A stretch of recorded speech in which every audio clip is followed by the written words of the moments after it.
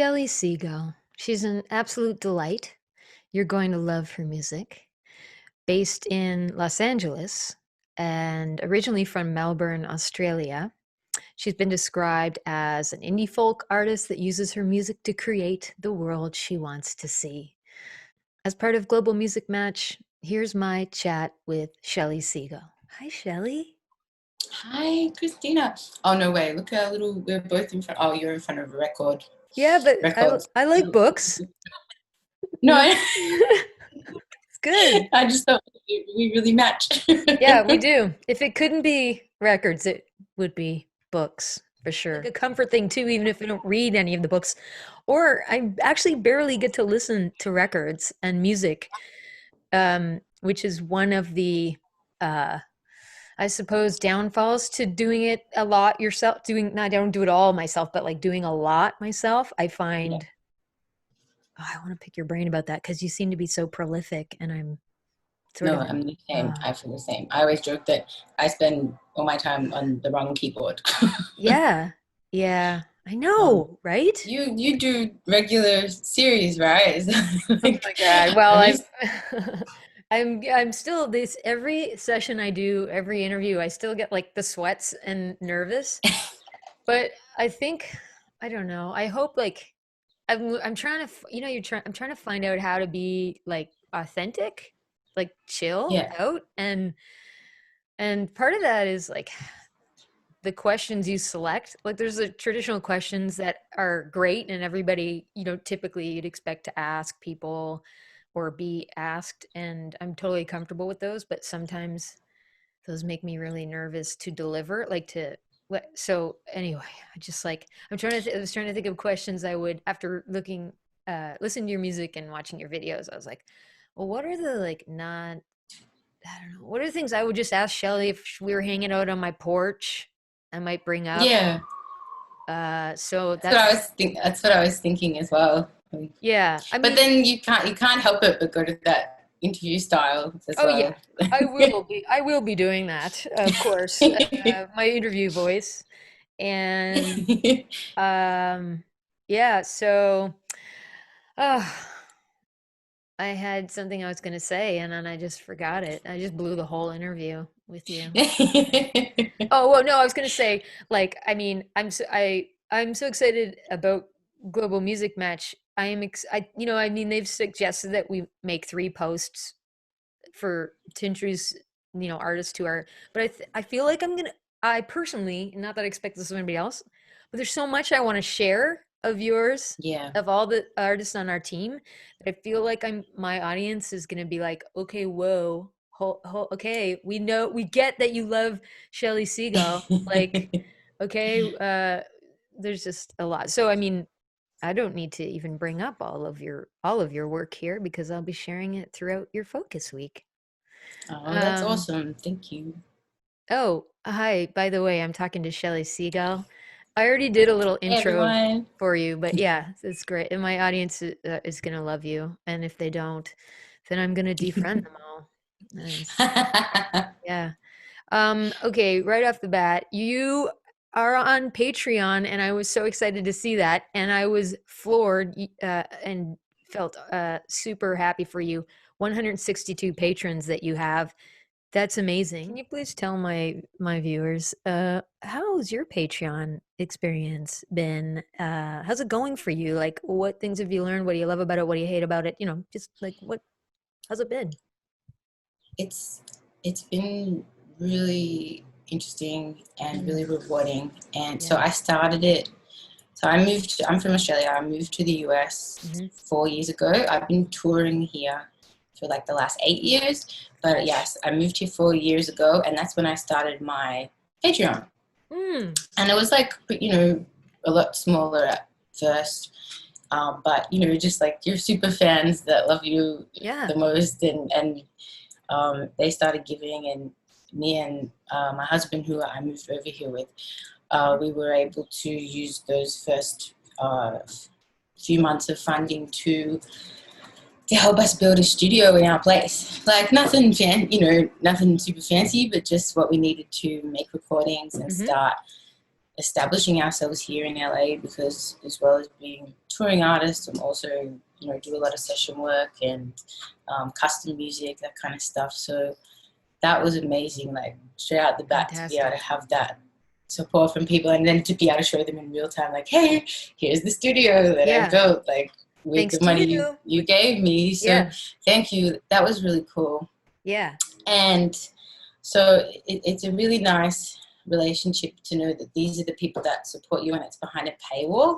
And sometimes I feel like, you know, social media is a weird, wild, crazy world, and sometimes I feel like I can be, I feel like you said this word before, like about being authentic, and sometimes I feel like I can on social media, I can really say what I think, but it's sort of less and less so. I feel, I don't know, like I share as much of myself as I can, but it is such a complicated space, and then it is also just about, you know, sharing a certain part of your brand or something that's, you know, different to each platform, where I just feel like when I'm in my Patreon space, I can just be I can really be myself, and I can really like show the behind the scenes photos and the not the best photos and the silly photos, and I can just have that sort of safer space of community with my fans, and that's been really cool.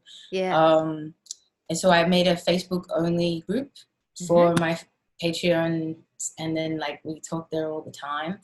And it's funny you ask, like I feel like the Patreon has helped me understand how I want to be an artist, and it's really helped driven a lot of my personal practice because of this incredible thing that happened a few years ago. I always, you know, I have the artists that I love and I look up to the most, like Ani DeFranco and Alanis Morris, that really shaped me and my songwriting when I was a young girl.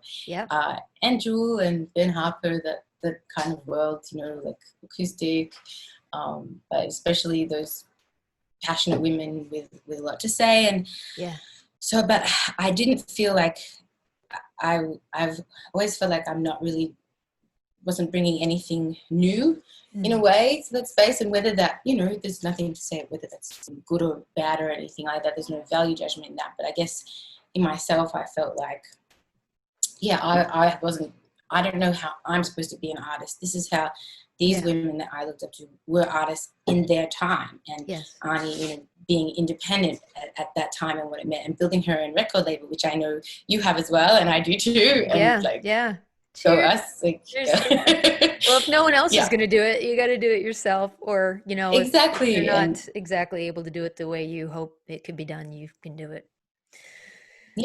And so, you know, but I guess I always had that question of like, what am I doing that is different, that is what it means to be an artist now? Because they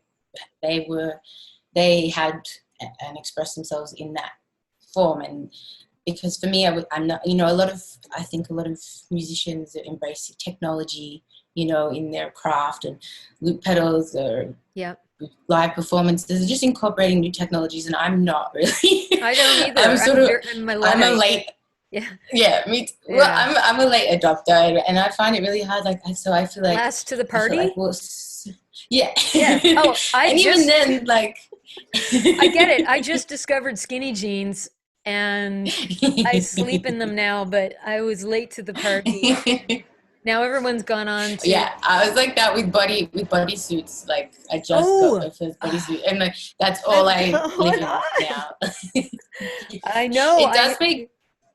It does make trips to the bathroom slightly more awkward. And if someone walks in, the what?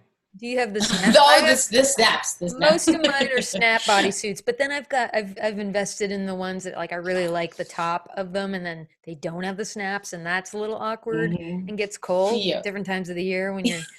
Anyhow, I digress. I'm so sorry, but no, Patreon. I think it was a worthwhile side. For sure. But skinny jeans and bodysuits. So I feel like, you know, I feel like there was this part missing in my practice of like what it is that is relevant to now, and that I'm doing differently in the way I'm connecting with people. And um, so one time, I think it was 2 years ago now, in my Patreon only group on Facebook, one morning I woke up and I checked my Facebook, which I try not to do every morning, but but I saw that one of my fans and now friends after all this time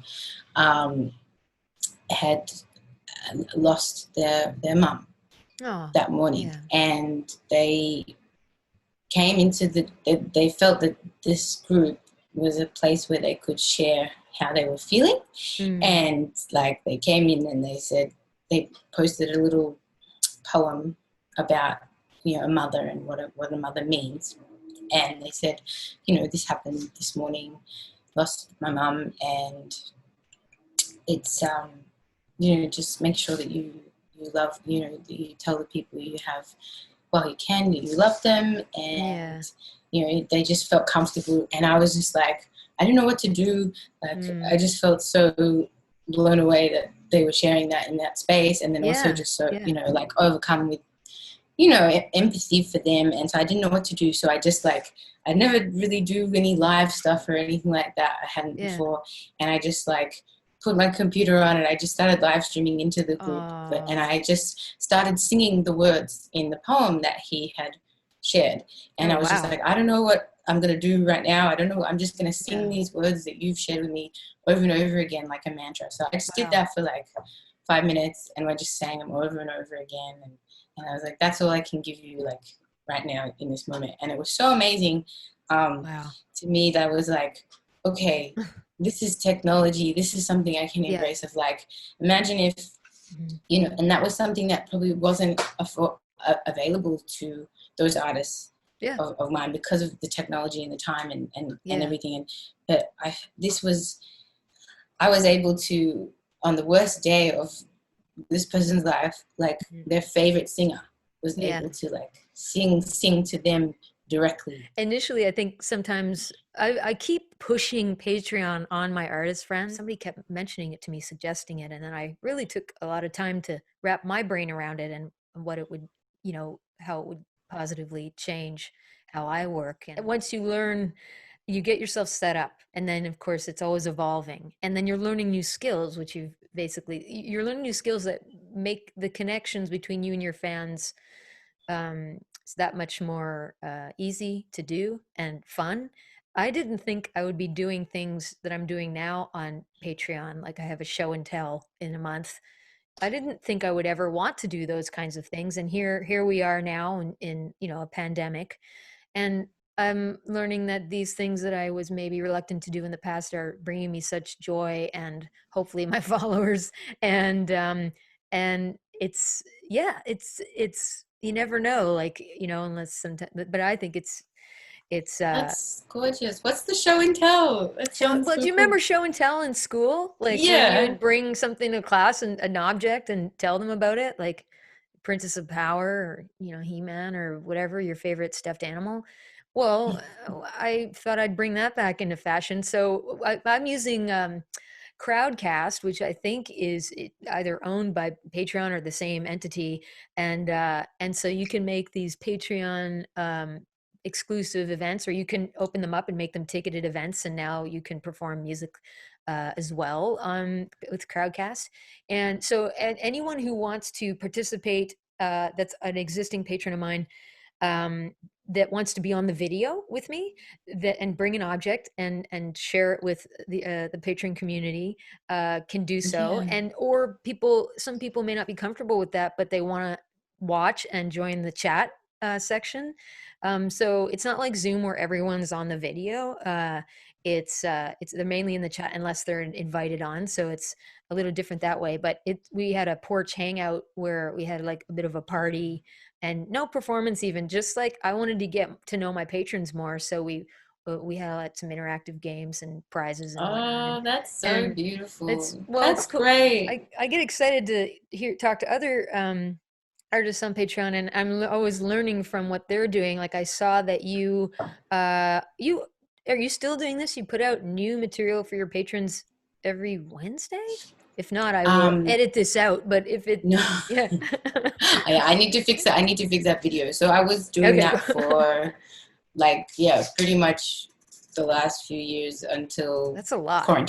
until quarantine started. Okay. Then Yeah. I just sort of dipped out, and actually Yeah. I have to update that video because That's okay. I've only been dropping things like twice a month But instead. that's still a lot. Like, I don't think I've written any new songs. I've done a lot of organization and Yeah, just trying to find money and plan ahead, which is the hardest thing to do right now. So, what yeah. is that? Like, so that's And interesting.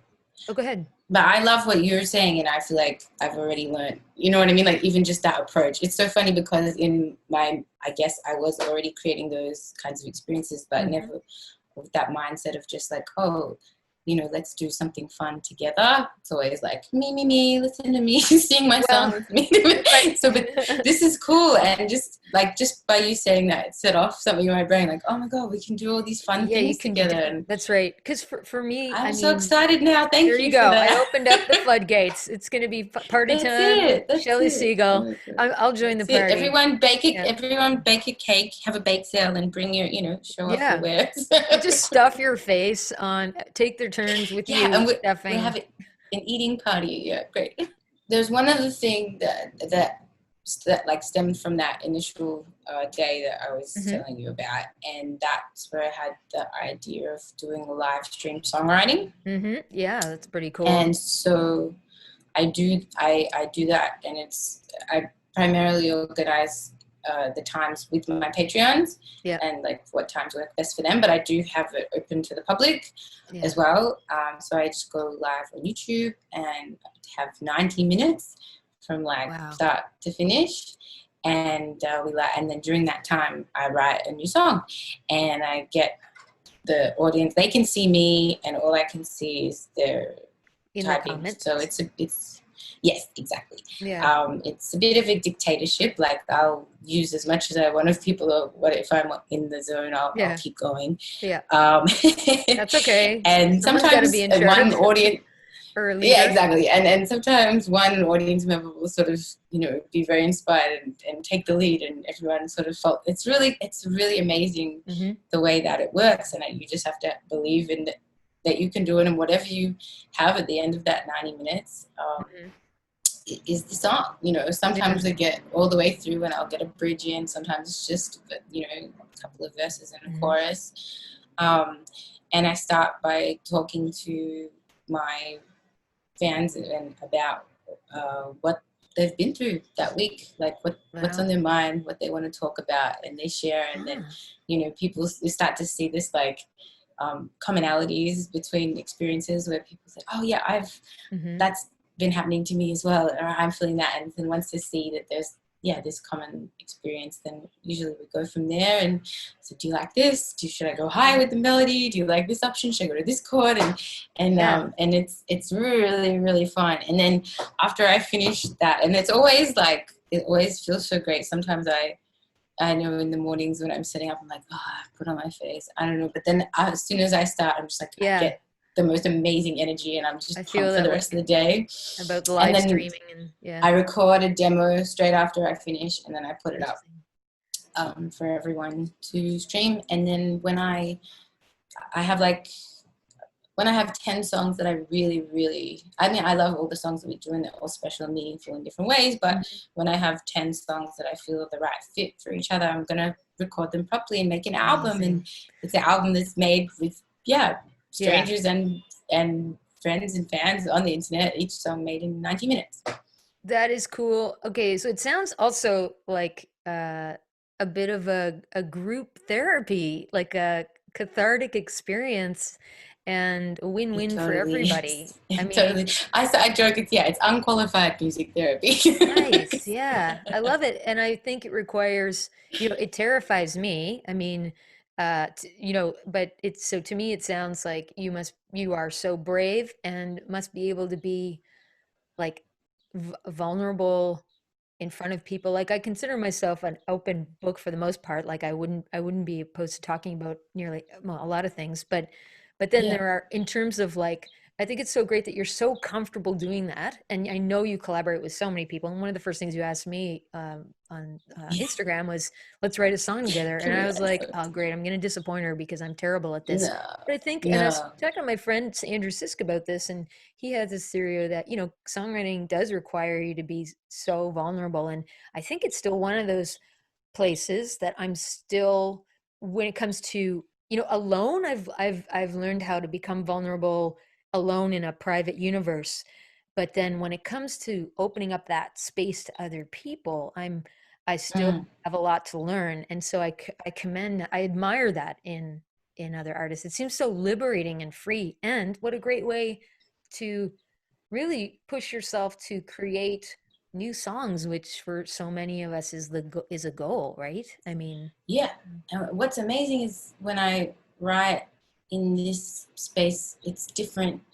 And there's the time constrictions. So I don't have time to like put that weight on myself of like, yeah, oh, this line has to mean everything and last forever. And it's, you know what I mean? Like, I yeah, don't it's a know if good you're like point. that when you write. I'm just really hard Yes, on I am. myself. And, But when you you, know, yeah, but but then when when, it's just, it's yeah, quick, when quick, you quick. You don't don't have have the time to be time, critical. yeah, And also, like, I think I make different choices, you know, and I allow myself like simplicity of form that maybe I wouldn't allow myself yes, uh, if I'm writing, and then I end up with these songs that I could never have made on my own. It's yeah, so cool. And also, like, sometimes I think they're stronger in certain ways because I did allow myself that yeah, simplicity. because you tour a lot with your husband, and I do the same. I I mean, it's know. awesome. I mean, is your husband your best friend? Can we, if he's not, can you say Yes, that? Yeah, he is. imagine I telling could me. say that. Yeah. Well, Uh, I have a few best friends, but he's one of my best friends. yeah. He always Well, teases me about that too. He's like, you can't have, you you can't know, have 20 more best than one. friends. I I'm like, yeah, I agree. can. They're the best friends I have. They're my best friends. It's Yeah. like, it's very primary school still. Like, you're my best friend. You're my best Yeah. friend. Well, But yeah. he's lucky to be one of your best friends. I mean, geez. Um, yeah, I wanted to ask you what that was like for you in all honesty. And I think, I mean, my husband has heard me talk in all honesty about, Yeah. and what's that been like over the years? Because it's Yeah. changed for us, you know? Yeah. Well, yeah, that's such a beautiful question, and I saw that as well, that we have that, you know, Mhm. in common. And Rob also does my production, some of my production as well. Same with And Dale. yeah. Well, so it was funny when we first got together.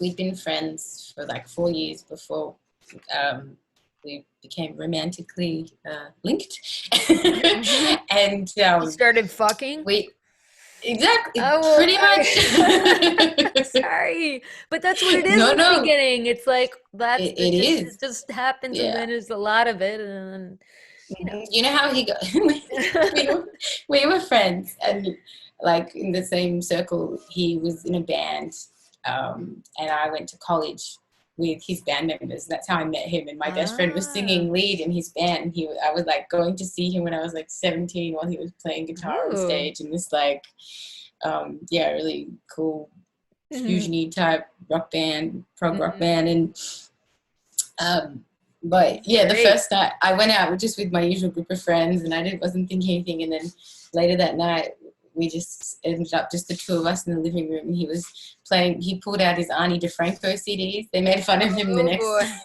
The guys make fun of him in the morning. They're like, "Oh, Rob pulled out all the stuff. he's, Oh he's my, playing it Ani worked. DeFranco."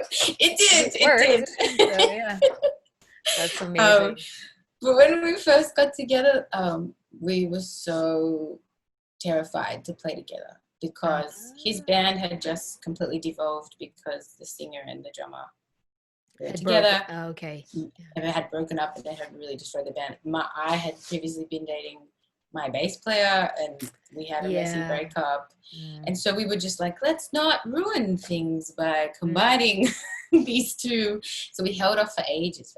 But then, and then even writing together, like he wouldn't write with me. I'm like, yeah. let's just write it, you know. And but then he used to have during his holiday Christmas period, every year. He was working 6 days a week, and then his day off would be rehearsing with his band, and that was just the whole year. He was crazy. And then every year on Christmas, he would have a vacation period. He would have like a month off, and he would just make an album. He just did that every year. Wow. And so I said one year, I was like, let's you and me do it, and just like experiment and write together. And we did that, and it was a really cool experience. Definitely, we had some big fights, you know, because it's a new part of your relationship. But we got through that, and then we started playing together, and then what else? Then I started touring here and in the US, and so Rob came with me, and we did 6 weeks on the road together, like in the first 2 years of our relationship.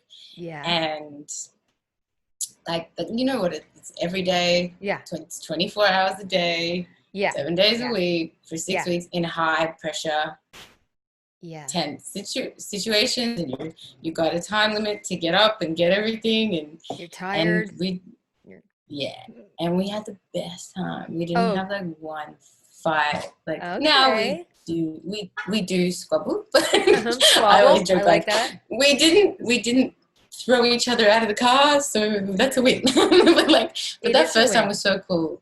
Like, we just had the best time, and so now it's just become a big part of like what we love to do together, and it's so good to be in that rhythm, and just like, you know, you've each got your job and your role, and I feel like relationships too, you know, the best of them, like, you know, as you're learning more about each other, and you're also like, when you stay in a relationship and you have your ebbs and flows, your ups and downs,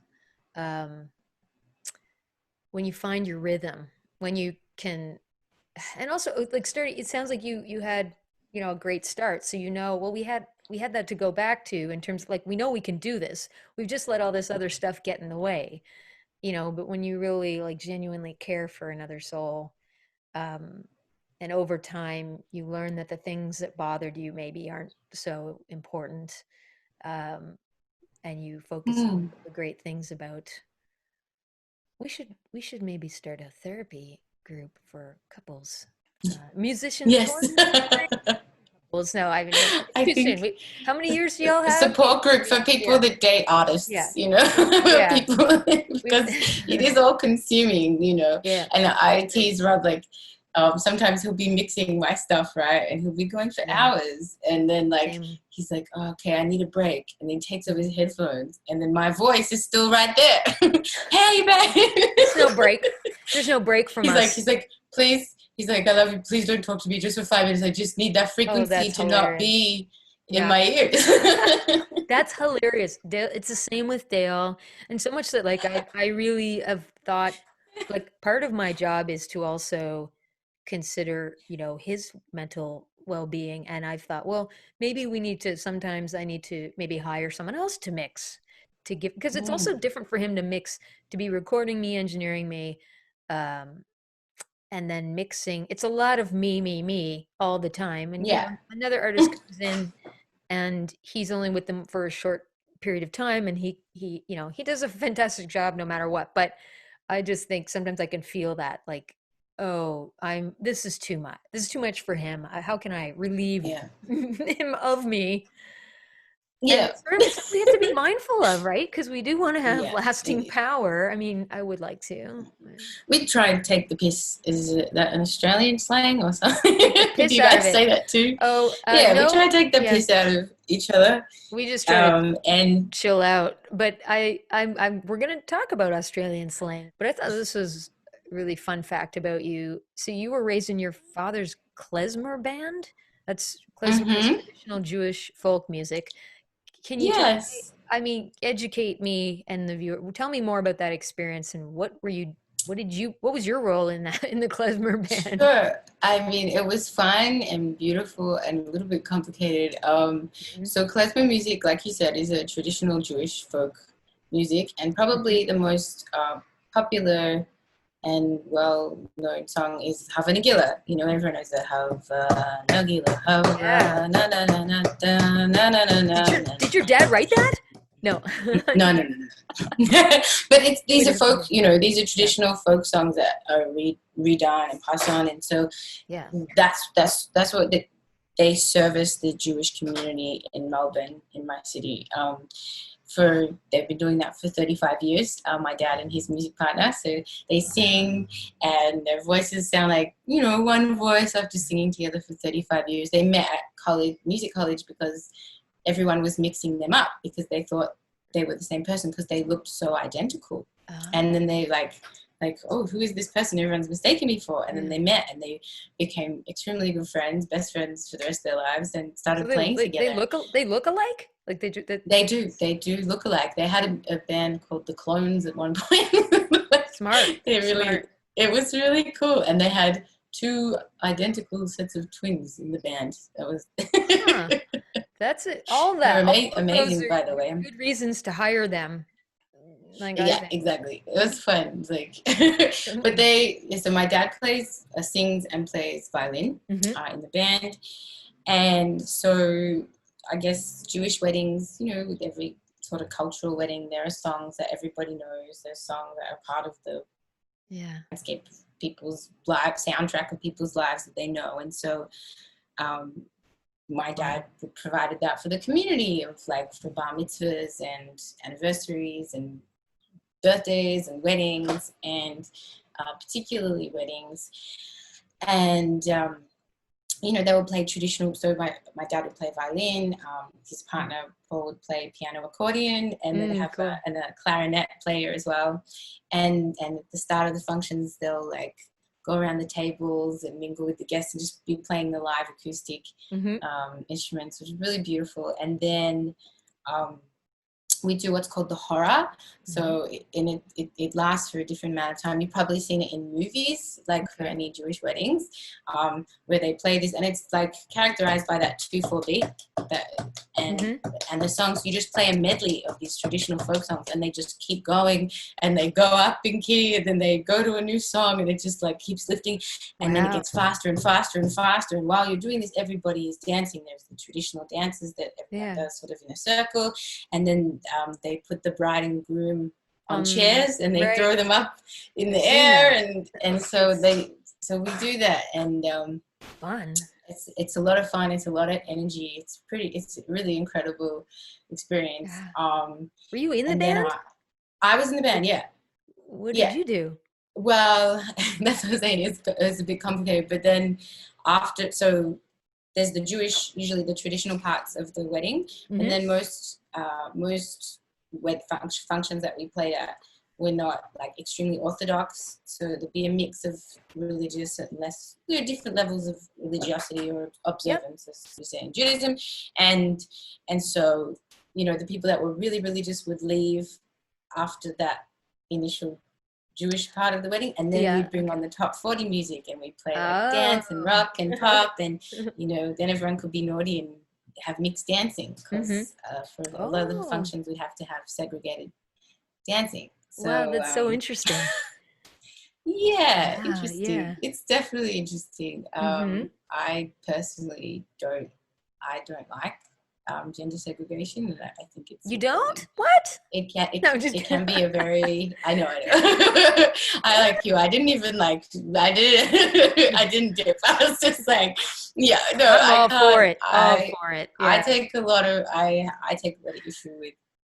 And with a lot of the traditions. So, I mean, every tradition and every culture has its problematic elements. And, for me, that is the part that makes it complicated, because so I used to come and sing like, 1 or 2 songs with the band when I was like 11, my dad would get me up on the stage. And then by the time I was 15, I was doing like the whole function. And during the horror sets, I'd be playing tambourine and doing backing vocals. Yeah, fun. And then, super fun. And then doing all the, the mixed dancing, we would say, but that's what we call it, the mixed dancing. Wow.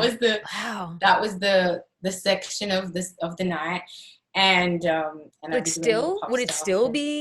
still be mixed dancing, I guess, in Orthodox? Yeah, that's the way, if we wrote our set list out, it's cocked, the live performance where they go around, at the tables, or the acoustic stuff. then it's the horror set, and then it's mixed dancing. And we Still, have like wow. mixed dancing set 1, 2, and 3.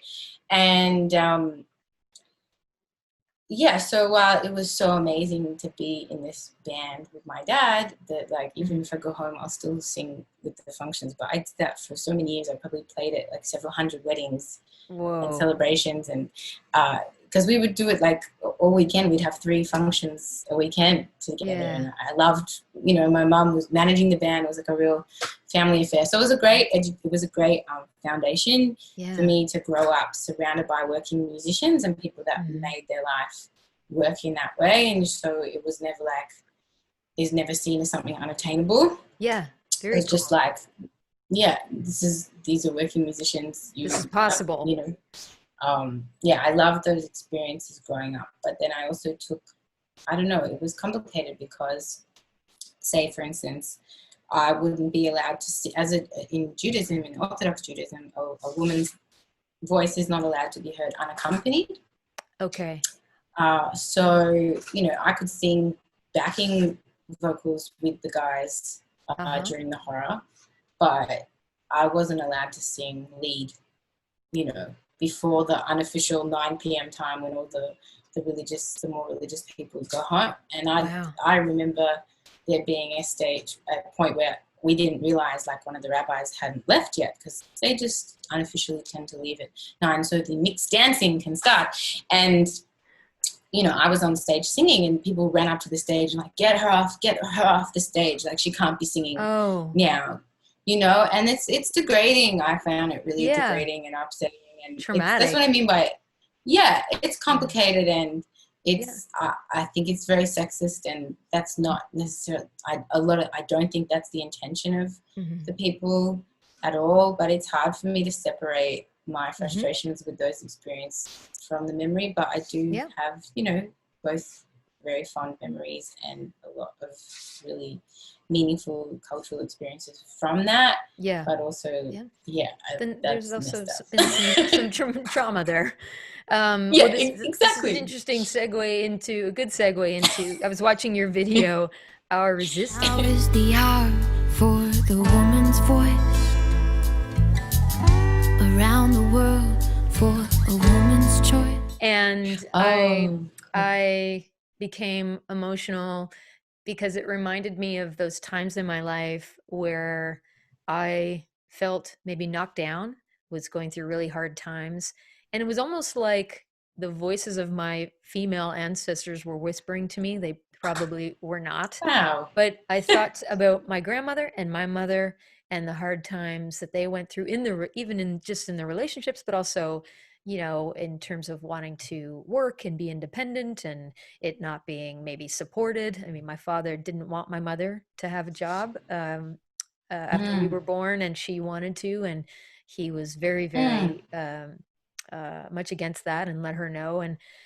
But anyway, I thought of, there were times when the voices of those women in my life and the women I'd never met were telling me to put my big girl panties on and really get up and find my voice and stand up for what I was believing in, or just to keep going, you know, keep going on the path, the path of heart, with heart, that I call it. But, and so watching your video, Our Resistance, which I'm sure is going to be one of your videos that I share with my audience, was just really beautiful and a reminder of that.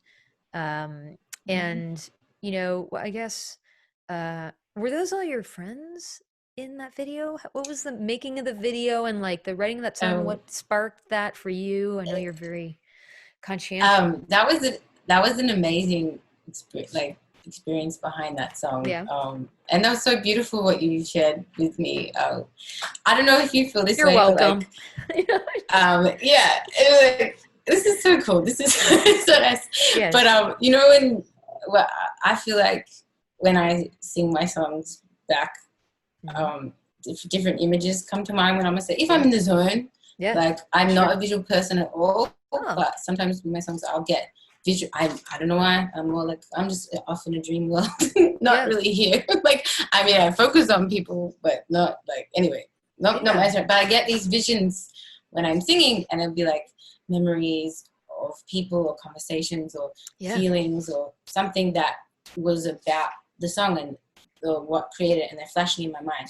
But then this really cool thing happens where after shows or just from online, people get in touch with you and they tell you what your song meant to them. Yeah. And then sometimes I get flashes of that in the performances after that, and I carry those memories of other people's experiences of the song and their memories of their own stories in their life. Sometimes like flash back in my mind. It's so beautiful. Yeah. Okay, so I just Googled these 25 awesome Australian slang terms, and we won't go over all of them. Can you tell viewers what in Australia, what would a mozzie be?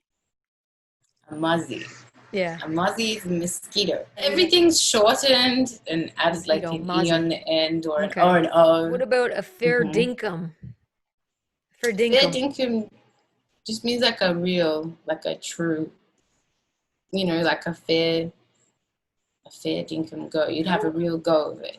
Oh, like how would I use that in a sentence? For dinkum. They're a true this. You're a fair dinkum. Yeah. What do you say? Hey, Shelley Segal, you're a fair dinkum. You're a real one, be like, he's fair dinkum. Like, he's a real one. What about this one? You're having a real good pash with someone. Mm-hmm. A passionate. Oh, well, yeah. Whoa, yeah. Show us some more tongue, Shelley. Nice. This is my kissing style. Nice. Hasn't evolved since I was 15 years old. Yours looks good. Mine's gross. Can you? What's the word root mean? Roots. I mean, other than root. A root is in my culture, we say a Stub. Stub? That's German too. Well, no, a Stub. That's like Yiddish, be like a fuck. Stub with a cool. P. One more. I mean, there's lots here, but what if you're gonna take a sickie? What does that mean? Take a sickie. It's when you can't go to work because you're sick. Yeah. Or school, I guess. Would you say I took a sick? Like we would just say sick day. Yeah. But yeah. If you're talking to your mates, you wouldn't say it at work. You wouldn't be like, oh yeah, I had a sickie yesterday. Maybe some people. Sounds kind of on the formality of the workplace. Yeah. That's everything. That's what I mean. Like we shorten everything and just add like an E or an O. Like in a bottle shop is a bottle-o. A bottle-o. I had a service station. Yeah. Service station is a servo. Afternoon is Arvo. Yeah, okay, it's just shorten and add an E or an O. Very cool. We don't like to actually speak. Well, listen, Shelley, you've been a real ripper. Thank you. And for dinkum. And people can find, I'm going to point everybody to your Bandcamp and your website, Patreon throughout this focus week on you. And thank you so much. And well, obviously we'll be in touch. That sounds lame. Mm-hmm. That sounds like I'll see people. I'll see you in a couple of minutes. Yeah, I'm going to stop. Thank you.